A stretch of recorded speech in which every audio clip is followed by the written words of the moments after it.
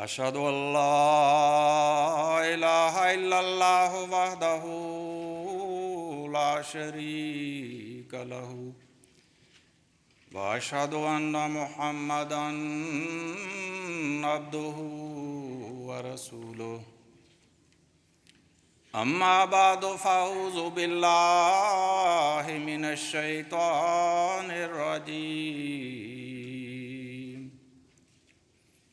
بسم الله الرحمن الرحيم وَلَقَدْ زَيَّنَّا السَّمَاءَ الدُّنْيَا بِمَصَابِيحَ وَجَعَلْنَاهَا رُجُومًا لِلشَّيَاطِينِ۔ محترم صدر مجلس اور معزز سامعین حضرات، خاکسار کو آج جس موضوع پہ کچھ عرض کرنے کا ارشاد ہوا ہے وہ ہے نظام جماعت کی برکات۔ اللہ تعالیٰ قرآن کریم میں اس نظام کائنات کی تخلیق اور اس کے چلنے میں غور و فکر کی دعوت دیتا ہے اور اسے اپنی ہستی کے ثبوت کے طور پہ پیش فرماتا ہے کہ اس پہ بار بار نظر دوڑاؤ۔ فرمایا کہ ینقلب الیک البصر خاسئا وہو حسیر، کہ تمہاری نظر تھک ہار کر واپس آ جائے گی لیکن تمہیں اس کے قائم کردہ نظام میں کوئی رکھنا نظر نہیں آئے گا۔ ایک اور مقام پہ فرمایا کہ اِنَّ فِي خَلْقِ السَّمَاوَاتِ وَالْأَرْضِ وَاخْتِلَافِ اللَّيْلِ وَالنَّهَارِ لَآيَاتٍ لِأُولِي الْأَلْبَابِ الَّذِينَ يَذْكُرُونَ اللَّهَ قِيَامًا وَقُعُودًا وَعَلَى جُنُوبِهِمْ وَيَتَفَكَّرُونَ فِي خَلْقِ السَّمَاوَاتِ وَالْأَرْضِ رَبَّنَا مَا خَلَقْتَ هَٰذَا بَاطِلًا سُبْحَانَكَ فَقِنَا عَذَابَ النَّارِ، کہ زمین و آسمان کی پیدائش اور رات اور دن کے آگے پیچھے آنے میں عقل مندوں کے لیے نشان ہیں، جو اٹھتے بیٹھتے اور پہلوؤں کے بل لیٹے ہوئے اللہ کا ذکر کرتے ہیں اور زمین و آسمان کی تخلیق اور ان کے ایک نظام کے تحت چلنے پر غور کرتے ہیں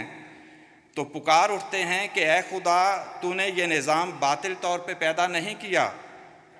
چنانچہ اس کے بعد ان کا خیال اس جسمانی نظام سے ایک روحانی نظام کی طرف جاتا ہے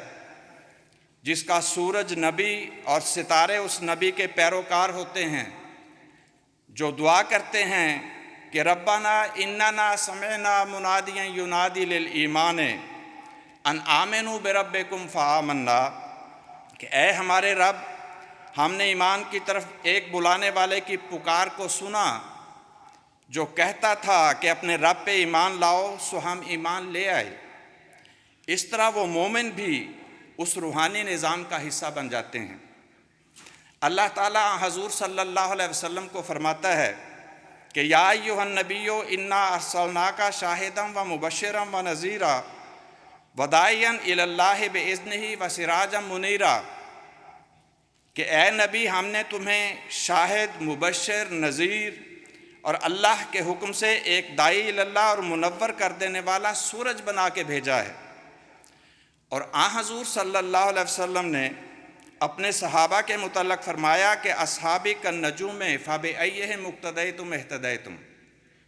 کہ میرے صحابہ ستاروں کی مانند ہیں، ان میں سے جس کی بھی پیروی کرو گے ہدایت پاؤ گے۔ گویا جس طرح اللہ تعالیٰ نے جسمانی نظام میں سورج کو نور کا مرکز بنایا اور کائنات کا نظام اس کے گرد گھومتا ہے، اسی طرح روحانی کائنات کے سورج محمد مصطفیٰ صلی اللہ علیہ وسلم ہیں، باقی پوری روحانی دنیا آپ کے گرد گھومتی ہے۔ لیکن قرآن کریم میں یہ بھی واضح فرمایا کہ جیسے رات اور دن بدلتے رہتے ہیں، اسی طرح اس روحانی زمین و آسمان میں بھی ایک وقت آئے گا کہ وَإِذَا الشَّمْسُ كُوِّرَتْ وَإِذَا النُّجُومُ انكَدَرَتْ، کہ یہ سورج چھپ جائے گا اور ستارے ماند پڑ جائیں گے اور بظاہر رات چھا جائے گی، لیکن ساتھ ہی یہ بھی فرمایا کہ وَالضُّحَىٰ وَاللَّيْلِ إِذَا سَجَىٰ مَا وَدَّعَكَ رَبُّكَ وَمَا قَلَىٰ، کہ جب دن کے بعد رات چھا جائے تو یہ مت سمجھنا کہ تمہارے رب نے تمہیں چھوڑ دیا ہے، نہیں، بلکہ خدا پھر اس نظام کی تازگی کے سامان کرے گا۔ اور پھر ایک اور جگہ اللہ نے فرمایا وَاللَّيْلِ إِذَا عَسْعَسَ، کہ جب رات پیٹ پھیر لے گی، وَالصُّبْحِ إِذَا تَنَفَّسَ، اور صبح دوبارہ سانس لینے لگے گی۔ یعنی بقول حضرت مسیح موعود علیہ السلام، اسلام کے لیے پھر اس روشنی اور تازگی کا دن آئے گا جو پہلے وقتوں میں آ چکا، اور وہ آفتاب اپنے پورے کمال کے ساتھ پھر چڑھے گا جیسا کہ پہلے چڑھ چکا۔ چنانچہ آخری زمانے کے بارے میں پیش گوئی تھی کہ جب ظلمت اور تاریکی چھا جائے گی تو اللہ تعالیٰ آخرین میں بھی حضور صلی اللہ علیہ وسلم کے ذل اور بروز کو مبعوث فرما کر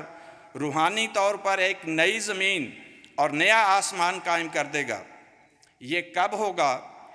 حضور صلی اللہ علیہ وسلم نے فرمایا کہ اس وقت میری امت بنی اسرائیل کی طرح 73 فرقوں میں تقسیم ہو چکی ہوگی، 72 دوزخی ہوں گے اور صرف ایک ہوگا جو جنت کی برکات کا وارث ہوگا۔ اور یاد رکھنا وحی الجماع، کہ وہ ایک جماعت ہوگی۔ اسی دور کے متعلق فرمایا فَإِن رَأَيْتَ يَوْمَئِذٍ خَلِيفَةَ اللَّهِ فِي الْأَرْضِ فَالْزَمْهُ وَإِن نُهِكَ جِسْمُكَ وَأُخِذَ مَالُكَ، کہ اگر تو اس دن زمین میں اللہ کے خلیفہ کو دیکھے تو اس سے چمٹ جانا، اگرچہ تیرا جسم نوچ لیا جائے اور تیرا مال لوٹ لیا جائے۔ اور اس منظم جماعت کی نشانی یہ بیان فرمائی کہ ما انا علیہ و اصحابی، کہ ان کی حالت وہی ہوگی جو میری اور میرے صحابہ کی ہے، یعنی انہیں میرے اور میرے صحابہ کی طرح دکھوں اور تکلیفوں کا سامنا کرنا پڑے گا، اور وہ میرے فیوز و برکات کے بھی وارث ہوں گے۔ اسی لیے فرمایا کہ ید اللہ علی الجماعت ومن شذ شذ فی النار، کہ اللہ کا ہاتھ جماعت پہ ہوتا ہے، جس نے جماعت کو چھوڑ دیا گویا وہ آگ میں پھینکا گیا۔ چنانچہ جس جماعت پہ اور جس نظام پہ اللہ کا ہاتھ ہو، اس سے بڑھ کر برکات کے وارث کون ہو سکتے ہیں؟ آج جو نظام آج سے 1400 سال پہلے حضرت اقدس محمد مصطفیٰ صلی اللہ علیہ وسلم کے ذریعے قائم ہوا تھا، آج حضرت مسیح موعود علیہ السلام کے ذریعے اسی نظام کی تجدید کی گئی ہے۔ اس روحانی آسمان کے قیام کا مقصد اللہ تعالیٰ یہ بیان فرماتا ہے کہ وَلَقَدْ زَيَّنَّا السَّمَاءَ الدُّنْيَا بِمَصَابِيحَ، کہ ہم نے نچلے آسمان کو ستاروں سے مزین کیا ہے، یعنی یہ نظام باقی سب نظاموں سے خوبصورت نظر آئے گا۔ اور دوسرا یہ کہ وَجَعَلْنَاهَا رُجُومًا لِلشَّيَاطِينِ، کہ ہم نے اسے شیطانوں کو مار بھگانے کا ذریعہ بنایا ہے، یعنی اس کے ذریعے دشمن کی طرف سے ہونے والے حملوں کا منہ توڑ جواب دیا جائے گا۔ یہ دراصل روحانی اور مذہبی آسمان کی بات ہو رہی ہے، کیونکہ نبی کی بعثت سے قبل جن اور شیطان قسم کے لوگ روحانی آسمان میں دخل دیتے ہیں اور خدا کی تعلیم پہ حملے کرتے رہتے ہیں، لیکن جب نبی مبعوث ہو جاتا ہے اور ایک جماعت قائم ہو جاتی ہے تو اس نبی کے پیروکار اس روحانی آسمان کے ستارے بن کر اس کائنات کی حفاظت کرتے ہیں اور دین پر ہونے والے ہر حملے کا جواب دیتے ہیں۔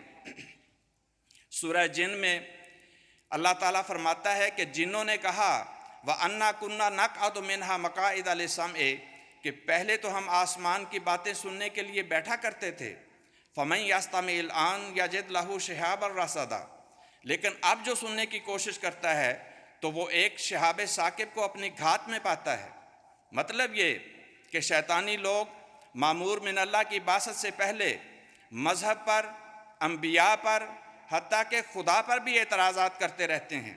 اور ان کو کوئی جواب دینے والا نہیں ہوتا، لیکن مامور من اللہ کی بعثت کے بعد جب ایک جماعت قائم ہو جاتی ہے تو ایک طرف اعمال صالحہ کے ذریعے اس جماعت کی کارکردگی ستاروں کی طرح چمکتی اور خوبصورت دکھائی دیتی ہے، اور دوسرا وہ جماعت شہاب ثاقب کی طرح دین کا دفاع کرتی اور دشمن کے حملوں کا جواب دیتی ہے۔ چنانچہ اس زمانے میں بھی ایسا ہی ہوا کہ جب پیش گوئی کے مطابق محمد مصطفیٰ صلی اللہ علیہ وسلم کے قائم فرمودہ آسمانی نظام پہ یعنی اسلام پہ ایک رات چھا گئی تو اللہ تعالیٰ نے آپ کے ذل اور بروز کامل کو مبعوث فرمایا اور روحانی طور پر پھر ایک نئی زمین اور نیا آسمان قائم کر کے مومنوں کی جماعت کو روحانی نظام میں پرو دیا۔ پس آج اللہ تعالیٰ نے پیش گوئیوں کے مطابق خلافت کا نظام قائم فرما دیا ہے اور سچائی کا آفتاب پھر نئے سرے سے طلوع ہو چکا ہے۔ اب ہمارا فرض ہے کہ وَاعْتَصِمُوا بِحَبْلِ اللَّهِ جَمِيعًا وَلَا تَفَرَّقُوا کے الہی فرمان کے مطابق اللہ کی رسی کو مضبوطی سے تھام لیں، اور ایسے تھام لیں جیسے حضور صلی اللہ علیہ وسلم نے ارشاد فرمایا تھا کہ مومنوں کی مثال ایک جسم کی طرح ہے، جس کے ایک حصے میں تکلیف ہو تو سارا جسم تکلیف محسوس کرتا ہے۔ خلافت احمدیہ، خلافت احمدیہ، نعرہ تکبیر۔ جب ہم اس پر غور کرتے ہیں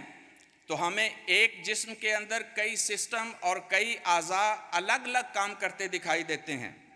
ہر سسٹم اور ہر عضو ایک نظام کے تحت کام کر رہا ہے۔ ہر عضو اپنا کام مکمل کرتا ہے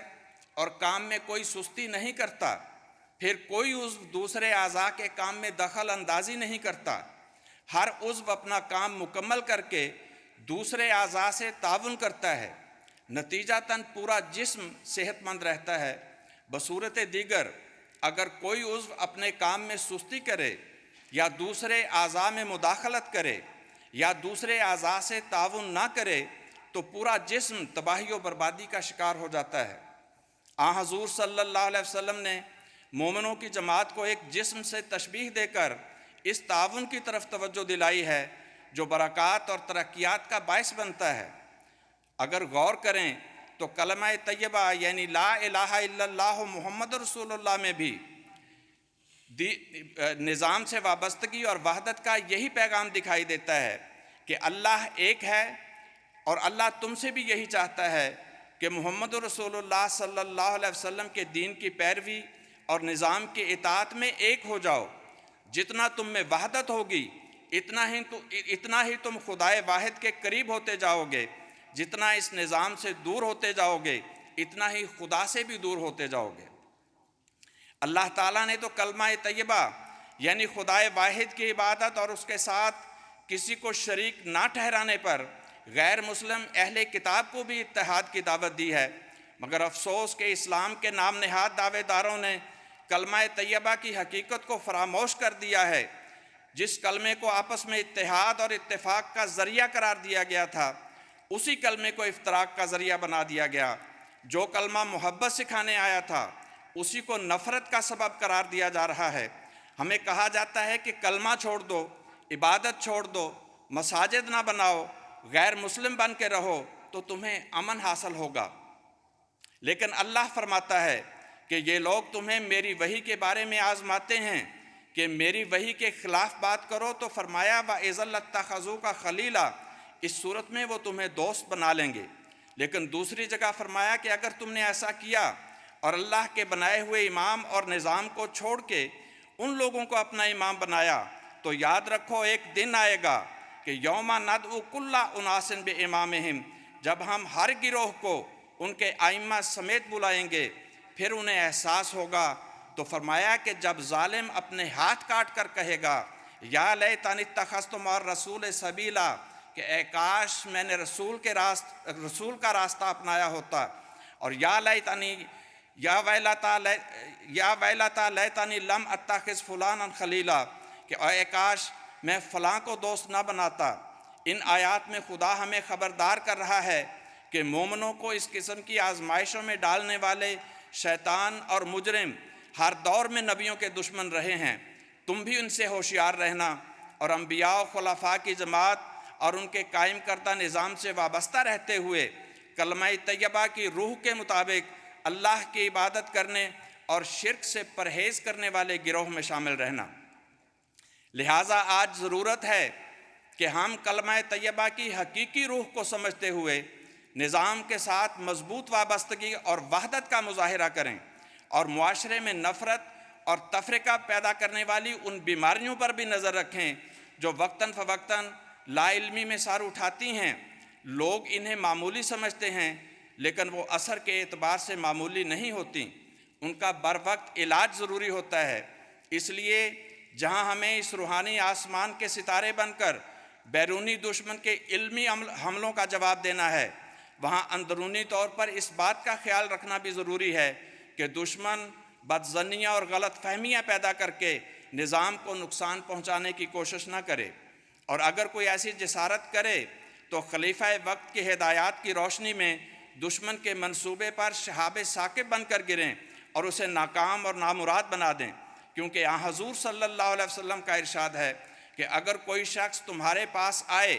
جبکہ تم ایک فرد واحد کی قیادت پر جمع اور متحد ہو، اور وہ شخص تمہارا عصائے وحدت توڑنا چاہے یا تمہاری جماعت میں تفرقہ پیدا کرنا چاہے، تو فرمایا فَاقْتُلُوهُ، اس سے قطع تعلق کر لو۔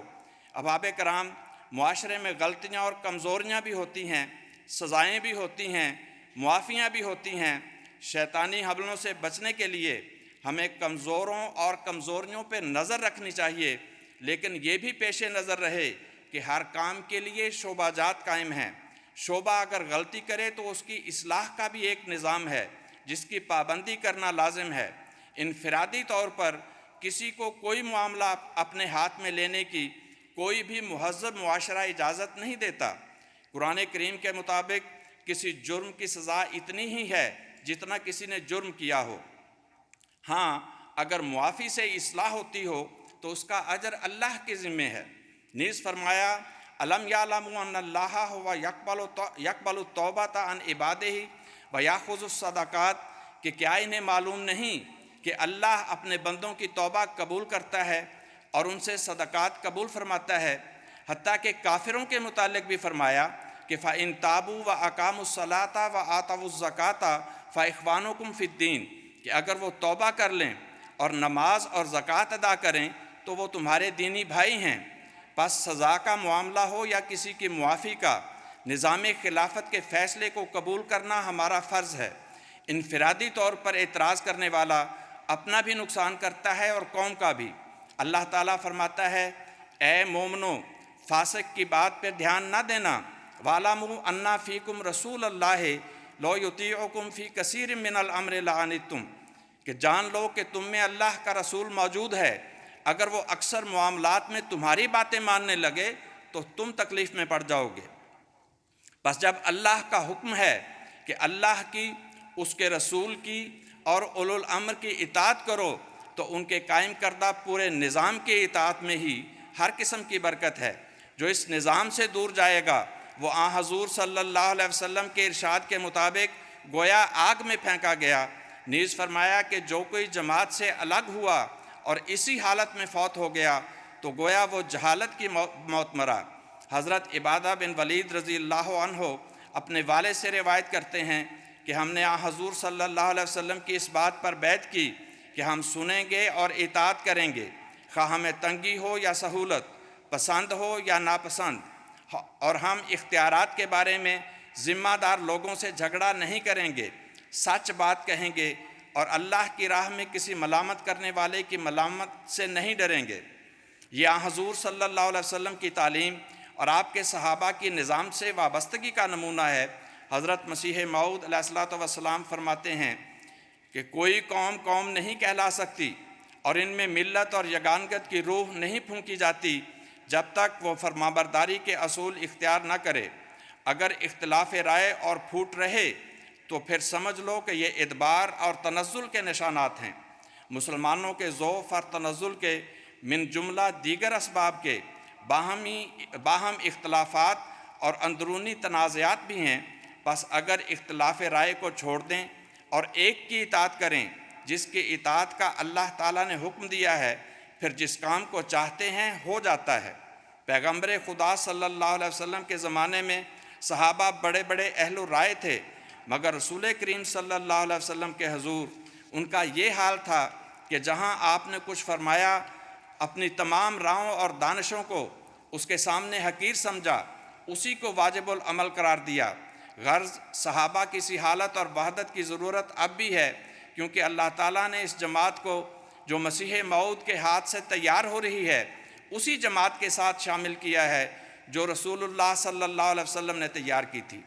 اس لیے تم جو مسیح موعود کی جماعت کہلا کر صحابہ کی جماعت سے ملنے کی آرزو رکھتے ہو، اپنے اندر صحابہ کا رنگ پیدا کرو اطاعت ہو تو ویسی، باہم اخوت ہو تو ویسی ہو، غرض ہر رنگ میں، ہر صورت میں تم وہی شکل اختیار کرو جو صحابہ کی تھی۔ حضرت مسلم موعود رضی اللہ تعالیٰ عنہ فرماتے ہیں، قرآن جس کو اطاعت کہتا ہے وہ نظام اور ضبط نفس کا نام ہے، یعنی کسی شخص کو یہ حق حاصل نہیں کہ وہ انفرادی آزادی کو قومی مفاد کے مقابلے میں پیش کر سکے۔ یہ ہے ضبط نفس اور یہ ہے نظام۔ تمام گورنمنٹیں جو قانون بناتی ہیں، تمام ملک کی آبادی اس کے ماتحت ہوتی ہے۔ حکومتیں کہتی ہیں کہ فرد بے شک آزاد ہے، مگر اسے ایسی آزادی حاصل نہیں کہ وہ قوم کو نقصان پہنچائے۔ ہم فرد کو زیادہ سے زیادہ آزادی دیں گے، مگر جہاں اس کا فائدہ قوم کے فائدے سے ٹکرا جائے گا ہم اسے آزادی نہیں دیں گے۔ تمام متمدن دنیا کم سے کم اس وقت اس کو صحیح تسلیم کرتی ہے۔ اسی کی طرف قرآن کریم نے 1400 سال پہلے اشارہ فرمایا اور کہا کہ جو نظام اور ضبط نفس کا قائل نہیں وہ اپنے اور اپنی قوم کے لیے ہرگز عزت کا موجب نہیں بن رہا۔ میاں محمد بخش کا شعر ہے کہ فضل تیرے نال لوہے تر دے پھٹیاں دے سنگ رل کے، مندے بھی جنت جان محمد چنگیاں دا لڑ پھڑ کے، کہ لوہا پانی پہ تیر نہیں سکتا، لیکن یہی لوہا جب لکڑی کے تختے کے ساتھ جڑ جائے تو اس لکڑی کے باعث لوہا بھی تیرنے لگتا ہے۔ اسی طرح یہ نظام جماعت کی ہی برکت ہے کہ اس کے ساتھ وابستہ رہنے سے ہم جیسے کمزور اور گناہگار لوگوں کا بیڑا بھی پار ہو جاتا ہے، اور ہم بھی نظام جماعت کی اجتماعی برکتوں سے فیض یاب ہوتے ہیں۔ یہ اس الہی نظام کی ہی برکت ہے کہ خدا نے ہمیں خلافت کی صورت میں وہ لیڈر عطا فرمایا ہے جس کا موازنہ دنیوی لیڈروں سے نہیں کیا جا سکتا، کیونکہ وہ ہم سے محبت کرتا ہے، ہمارے دکھوں کو محسوس کرتا ہے، ہمارے لیے راتوں کو جاگتا ہے اور دعائیں کرتا ہے۔ حضرت خلیفۃ المسیح الخامس ایدہ اللہ تعالیٰ بنصر العزیز فرماتے ہیں کہ کون سا دنیاوی لیڈر ہے جو بیماروں کے لیے دعائیں بھی کرتا ہو؟ کون سا لیڈر ہے جو اپنی قوم کی بچیوں کے رشتوں کے لیے بھی بے چین ہو اور ان کے لیے دعا کرتا ہو؟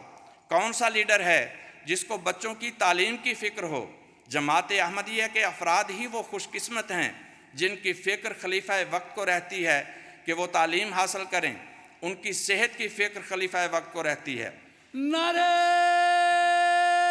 تکبیر!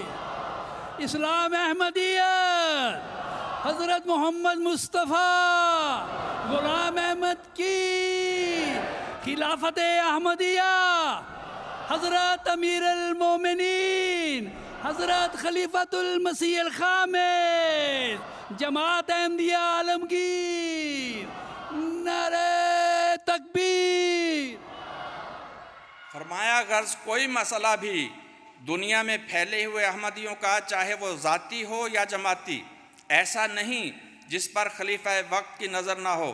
اس کے حل کے لیے وہ عملی کوشش کے علاوہ اللہ تعالیٰ کے حضور جھکتا نہ ہو، اس سے دعائیں نہ مانگتا ہو۔